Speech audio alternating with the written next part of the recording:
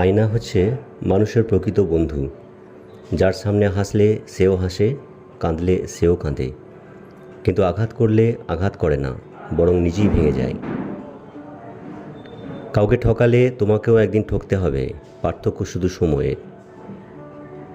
তাদেরকেই তো সবাই বিশ্বাস করে যারা মিথ্যেটা বানিয়ে বলতে পারে। কারো কাছে মন খারাপের কথা বলার চেয়ে হাসি মুখে আমি ভালো আছি বলাটাই অনেক ভালো। মন থেকে যাকে একবার ভালোবাসা যায় তার থেকে হয়তো দূরে থাকা যায়, তবে তাকে কখনো ভুলে থাকা যায় না। অবশেষে বুঝলাম সবই সহ্য করা যায়, কিন্তু কিছুই ভোলা যায় না। হাসতে শেখানো মানুষটাই একদিন কাঁদিয়ে চলে যায়।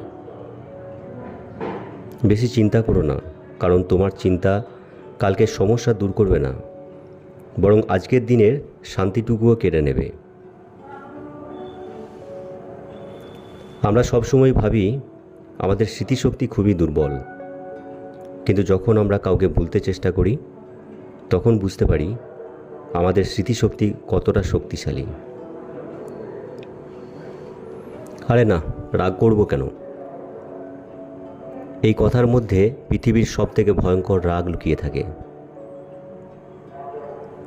ঘুমাতে ভালোবাসি, কেননা স্বপ্নেরা বাস্তবের চেয়েও সুন্দর। শাশুড়ির মুখ থেকে মা ডাক শোনাটা সত্যি ভাগ্যের ব্যাপার, যা সকল মেয়েদের কপালে জোটে না। প্রিয় মানুষের সাথে কথা না বলে থাকা সত্যি খুব কষ্টকর। হারানো মানুষ ফিরে আসলেও ভালোবাসা আগের মতো থাকে না।